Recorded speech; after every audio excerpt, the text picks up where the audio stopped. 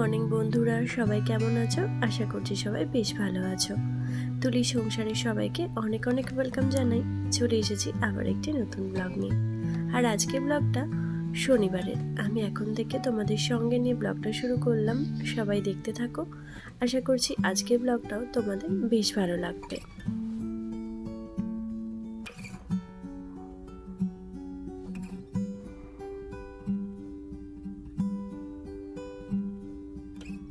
তো ঘুম থেকে উঠে চাটা খাওয়া কমপ্লিট হয়ে গেছে। আর এদিকে না, কালকে দেশের বাড়ি থেকে মানে গ্রামের বাড়ি থেকে শাক, এই সবজি টবজি এসব পাঠিয়ে দিয়েছিল। তো তারই মধ্যে ছিল পুঁই শাক, আর এখন পুঁই শাকটা কেটে নিচ্ছি। আর অনেকটা পরিমাণে পাঠিয়েছিল, তো এই পুঁই শাকটা আজকে একটু রান্না করব। আর বাকি কেটে রেখে দেব, যেটা আমার রোজকার রান্না করতে সুবিধা হবে। তো সবজি কাটা থাকলে এরকমভাবে রান্না করতে সুবিধা হয়। আর আমিও বেশিরভাগ সময় এটাই করে থাকি, যে যখনই সবজি কথা বলতে শাক টাক যখন নিয়ে আসি, আমি একবারেই কেটে প্যাকেটের মধ্যে বা কন্টেনারে রেখে দিই। তো সেটা আমার বার করে রান্না করতে অনেক সুবিধা হয়। আর সেটাই করলাম। আর শাক অনেকটা পরিমাণে দিয়েছিল, তো সেটা কেটে যতটুকু আজকে রান্না করব বাদবাকিটা রেখে দেব। তো সেটাই করব। আর তারই মাঝখানে শাকটা কেটে রেখে এসে, মানে শাক বলতে সমস্ত সবজি কাটা হয়ে গেছে, কেটে রেখে এসে এখন চলে এসেছি স্নান টান করে বিছানা গুছিয়ে নিতে। আর এরই মধ্যে পুজোটাও করে নিয়েছি। তোমরা তো জানোই যে আমি স্নান করে পুজো করে তারপর সংসারে অন্য কোনো কাজকর্ম করি। আসলে স্নান করে তারপর মানে কাজকর্ম করতে করতে পুজো করতে আমার একদমই ভালো লাগে না। তাই সবসময়ই চেষ্টা করি স্নান টান করে একবারে পুজোটা করে নিতে। আবার অনেক সময় হয়ে ওঠে না, সেক্ষেত্রে ব্যাপারটা আলাদা, কারণ যেহেতু ছোট বাচ্চা, তো সেই সময় অনেক সময় করে উঠতে পারি না। আর এদিকে বেনিসোনা ঘুম থেকে উঠে পড়েছিল, তো তারপর ওকে খাইয়ে দিয়েছিলাম, তারপর ওকে রেডি করে দিয়েছি। ও এখন এই যে আমার সঙ্গে ঘুরে বেড়াচ্ছে। আর আজ যেহেতু শনিবার, ইন্দুসোনারও স্কুল বন্ধ, মানে ছুটি। তো সেই জন্য ইন্দুসোনাও ওই ঘরেতে পড়তে বসে পড়েছে। তো আমি আমার কাজকর্ম সারতে থাকি, আর তার সঙ্গে ইন্দুসোনাকেও পড়ানোটা করতে থাকবো। তো চলো আজকে তোমাদের সঙ্গে নিয়ে ব্লগটা এখান থেকেই শুরু করি।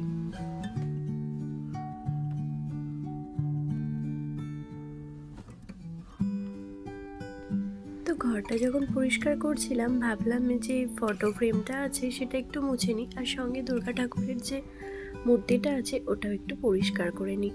আর ওখানে জানো তো একটা মালা, মানে রজনীগন্ধার একটা মালা পরানো ছিল, আর এই দু চার দিন হয়ে গিয়েছিল, সেই জন্য ওটা চেঞ্জ করে দিলাম।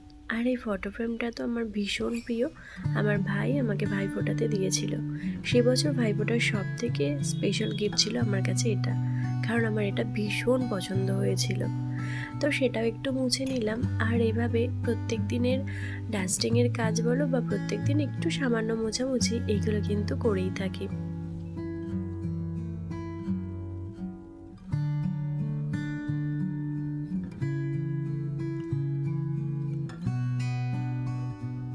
তো তারপর চলে এসেছি এই ঘরে বিছানাটা ঠিক করে নেওয়ার জন্য। আর এসে দেখি যে জানালাটায় না একটু একটু ধুলো পড়েছে, জানো তো। তো সেই জন্য জানালাটা ভাবলাম মুছে নিই। আসলে এই ঘরটা ক্লিন করা তো হয়নি বেশ কয়েকদিন। তো ভাবছি এই ঘরটা ক্লিন করব, আবার তারপর কি মনে হচ্ছে জানো তো, এই ঘরটা ক্লিন করব, ওই ফ্রিজটা না এই ঘর থেকে ওই ঘরে মানে রান্নাঘরে ট্রান্সফার করে নেব। তো সেই জন্যই এই ঘরটা ক্লিন করতে একটু লেট করেছি। আসলে কি একবারেতে ঘরটা পরিষ্কার হয়ে যাবে, না হলে ফ্রিজটা সরাবো।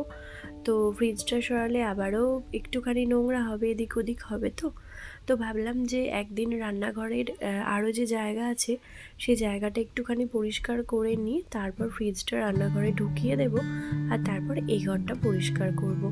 আর ততদিনে তারপরে হয়তো আমার শ্বশুর শাশুড়ি আসবে। তো এটাতে আমার অনেকটা সুবিধা হবে যে তারা আসার পর, মানে তারা আসার আগেই, পরে কিছু করাতে হবে না, তারা আসার আগেই আমি সমস্ত কিছু গুছিয়ে নিতে পারবো। রান্নাঘর বলো, এই ঘর বলো, ও ঘর বলো, সব কিছুটাই। তো ওনারা এলে তো সব এত এভাবে ডিপ ক্লিন করা তো হয়ে উঠবে না, কারণ রান্না বান্নার সমস্ত কিছুরই একটা চাপ থাকে। তো সেই হিসেবে বাড়িতে কোনো লোকজন এলে জানোই তো, তো মানে একা থেকে যে কাজটা ভীষণ সুন্দরভাবে হয় না, তো একসঙ্গে লোকজন এলে না সেটাতে কিন্তু একটু অসুবিধা হয়। এবার সেটাতেই আমার অসুবিধা। মানে কি, আমি একা যখন থাকি আমি কি সুন্দর নিজের মনের মতো করে কাজকর্ম করতে পারি, রান্না বলো বা ঘর টর পরিষ্কার করা, সংসারের সমস্ত কাজকর্ম।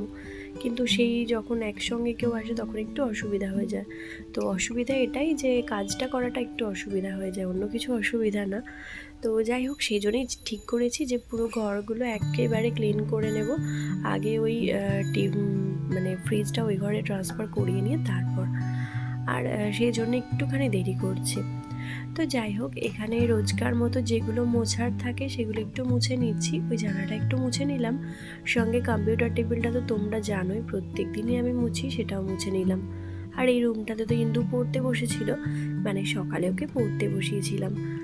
তো ও পড়ে উঠে পড়েছে, তারপর আমি এই রুমটা পরিষ্কার করতে এসেছি। তো বইগুলো ওকে বলেছিলাম যে বিছানাটা থেকে বইগুলো তুলে নিতে, সেই জন্য ও তুলে নিয়েছে। আর অন্যদিকে ও এখন গান করছে, তো আমি ভাবলাম যে গানটা মানে রেওয়াজ করছে, গানটার প্র্যাকটিস করছে, তো সেই জন্য ভাবলাম যে বিছানাটা পরিষ্কার করে নিই। আর এখানে বিনিশোনা দেখো, সেই মায়ের পেছন পেছন ঘুরে যাচ্ছে। আজকে কিন্তু ইন্দু থাকলেও ইন্দুর সঙ্গে ওর একটু মারপিট হয়ে গেছে সকালবেলাতেই, মানে পড়তে বসেছিল ইন্দু, তো ইন্দুর বইপত্র কিছু নিয়ে একটা ঘেটেছে, সেই নিয়ে মারপিট হয়ে গেছে বলে ও এখন মায়ের সঙ্গে সঙ্গে ঘুরছে। যাই হোক, এই রুমটা মোটামুটি ক্লিন হয়ে গেল। তো এবার চলে যাব সোজা রান্নাঘরেতে, আর তারপর কি রান্না হবে সেটা তো ঠিক করে এসেছি, চলো সেখানে গিয়ে তোমাদেরকে আজকে বলবো।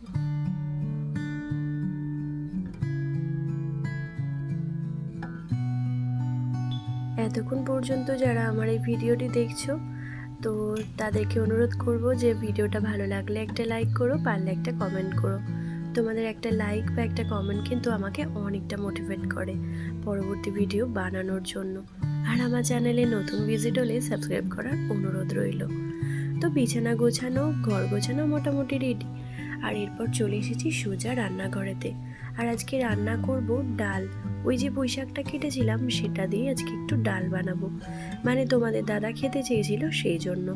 আর সেই জন্য ভাবলাম ডালটা কুকারে সিটি না দিয়ে না এই কড়াইতে করে নিই। আর কড়াইয়ের ডালটা না খেতে কিন্তু বেশ ভালো লাগে, কিন্তু যখন ভীষণ তাড়াহুড়ো থাকে তো তখন মাঝে মধ্যেই চেষ্টা করি কুকারে করে নিতে। আবার অনেক সময় কড়াইয়ের ডালটা কিন্তু বেশ প্রিয় হয়। আর ডালের যে ফেনাটা ফেলে দেয় সেটা কিন্তু আমি একদমই জানতাম না, জানো তো। তো অনেকের ভিডিও দেখে আমি কিন্তু এই জিনিসটা শিখেছি, আর যখন থেকে শিখেছি তখন থেকে আমি ওটা করার একদমই চেষ্টা করি। তো ডালের মধ্যে আজকে দেব কুমড়ো, আর সঙ্গে দেব ওই যে পুঁই শাক। মানে কুমড়োটা আগে ভাগেই দিয়ে দিলাম, কারণ কুমড়োটা তো একটু সিদ্ধ হতে সময় লাগবে, আর পুঁই শাকটা একটু পরেই দেবো, জানো তো। কারণ পুঁই শাকটা আগে থেকে দিলে তো পুঁই শাকের যে সবুজ একটা রং সেটা তো একদম চলে যাবে, সেই জন্য। তো এখানে দেখো খুব সুন্দরভাবে ডালটা সিদ্ধ হয়ে গেছে, আর এর মধ্যে দিয়ে দিলাম একটু টমেটো আর ওই যে কুচি করে রাখা পুঁই শাকটা। তো সুন্দরভাবে দিয়ে একটুখানি ফুটিয়ে নিয়ে তারপর অফ করে রেখে দেবো।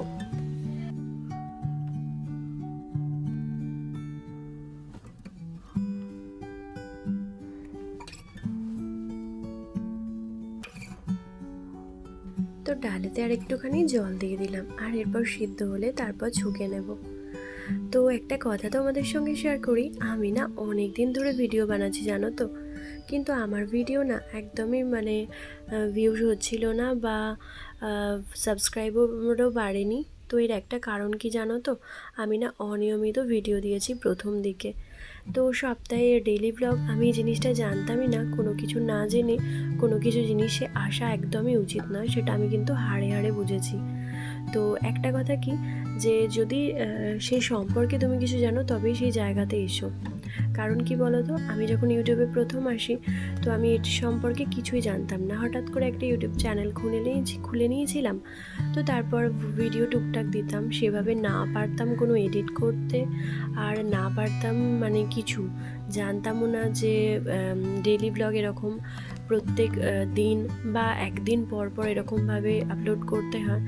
তো এইসব না কিছু জেনে আমি এসেছিলাম। তারপরে আমার চ্যানেলটার কিন্তু অনেকটা ক্ষতি হয়েছে। কারণ কি, আমি প্রায় 2 বছর ধরে ভিডিও করছি, কিন্তু আমার চ্যানেল এখনও মনিটাইজেশন হয়নি। তার এটাই হচ্ছে প্রধান কারণ।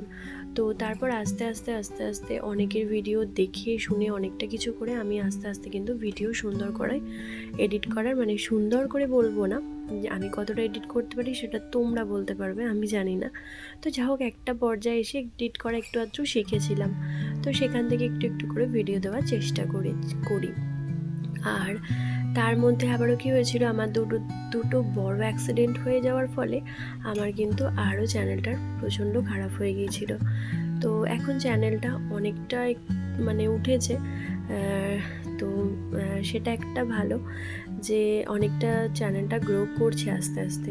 কিন্তু সেই সময়টা বা প্রথম দিকটার আমার নিজস্ব কিছু ভুলের জন্য কিন্তু আমার চ্যানেলটা এতটা খারাপ হয়েছে। তাই সবাইকে অনুরোধ যে কেউ না জেনে থাকলে বা মানে কোনো কিছু সম্পর্কে কোনো কিছু না জেনে কখনোই ইউটিউবে আসা উচিত না। আমি তো এটা মনে করি আমার নিজের পার্সোনাল দিক থেকে, কারণ আমি তো এটার ভুক্তভোগী সেই হিসেবে মনে করি।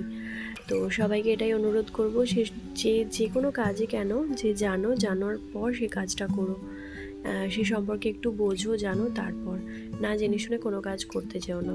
তাহলে কিন্তু একদম মানে ফলাফল কিন্তু ভালো হবে না। আস্তে আস্তে হবে, কিন্তু প্রথমে একটুখানি সমস্যা হবে। যাই হোক, আমার এখন আস্তে আস্তে একটু করে চ্যানেলটা গ্রো করছে, আর আমি এতে খুশি যে এখন আমি ডেইলি ব্লগ দিই। আর চেষ্টা করি প্রত্যেক দিনই মানে ব্লগ তো দিতে চেষ্টা করি, আর একটু ভালো এডিট করতেও চেষ্টা করি। সব কিছু মিলিয়ে একটু আধটু ভালো পারছি। আর যার জন্যই তোমরা অনেকে আমার ভিডিও দেখো, অনেকের ভালো লাগে। তো এটা হচ্ছে যে ব্যাপার। তো সবাই চেষ্টা করবে যে সুন্দরভাবে সব কিছুটা শিখে, সব কিছুটা জেনে শুনে তারপর কোনো কিছু একটা জায়গাতে যাওয়ার। তো এটাই ছিল আমার স্পেশাল কথা। যাই হোক, আমার এখানে রান্নাবান্না কমপ্লিট। আর তোমরা তো দেখতেই পেলে পুঁই শাক দিয়ে যে ডালটা করেছিলাম, ওই ডালটাতে আমি একটু রসুন আর পেঁয়াজ দিয়ে ফোড়ন দিয়ে দিলাম। তো ওটা দিলে না খেতে বেশ সুন্দর লাগে। আর তার সঙ্গে ভাত বসেছিলাম, তো ভাতে দিয়ে দিয়েছিলাম একটু আলু সিদ্ধ, কারণ এই ডাল আর আলু সিদ্ধ করেছিলাম। আর ওই যে ভাই গিয়েছিল বাড়ি, তো ওদের বাড়িতে মাংস হয়েছিল, মানে বাবার বাড়িতে, তো সেখান থেকে মাংস আমাকে পাঠিয়ে দিয়েছিল। আর সেই জন্যই না, মাংস যেহেতু আছে, মেয়েরা তো সেরকম কিছু খাবেই না, তো সেই কারণে আর উল্টোপাল্টা কিছু রান্না করলাম না। আর ওই ডালটা যা সুন্দর হয়েছে, ওটা দিয়ে তো আমার মোটামুটি ভাত খাওয়া হয়ে যাবে।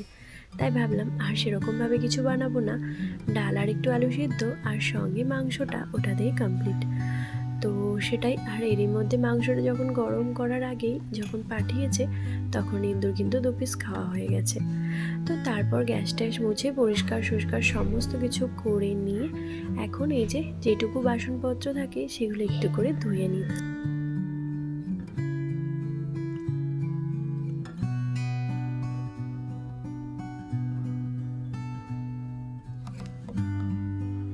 যদিও আমার কাজ কম, মানে এই যে বাসন ধোয়াধুয়ির এই সমস্ত কিছু কাজ পড়ে না, কিন্তু কি বলতো, বাসন রান্না করতে করতে অনেক জিনিসই জড়ো হয়ে যায়।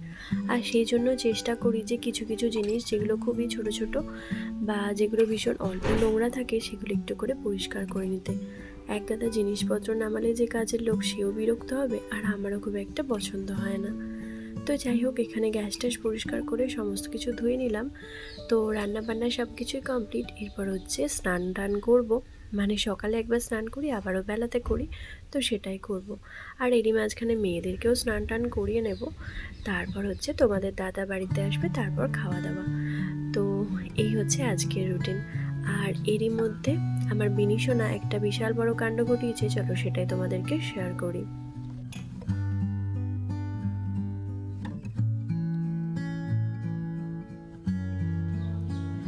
তো এই যে দেখো, আমি এদিকে রান্না করছি, আর ও না পেঁয়াজ রসুন সমস্ত কিছু নিয়ে ছড়িয়ে বেরিয়েছে। এটাই হচ্ছে ওর বিশাল কাণ্ড, আর এটাই হচ্ছে ওর খেলা। তো প্রায় সময় এটাই করে, আর আমিও গুছিয়ে রাখি, এটাই যা। তো এটাই দেখাতে চেয়েছিলাম তোমাদেরকে। আর দুষ্টুমি করে এত হাসে না, যখন কোনো দুষ্টুমি করে তখন এভাবেই হাসতে থাকে। তো চলো বন্ধুরা, আজকের ব্লগটা এতটুকুই। দেখা হবে আবারও অন্য ব্লগে। ততক্ষণের জন্য সবাই ভালো থেকো, সুস্থ থেকো। আজকের ব্লগটা কেমন লাগলো অবশ্যই একটা কমেন্টের মাধ্যমে জানিও। ভালো লাগলে একটা লাইক দিও। তো চলো টাটা, সবাই সুস্থ থেকো, ভালো থেকো, দেখা হবে।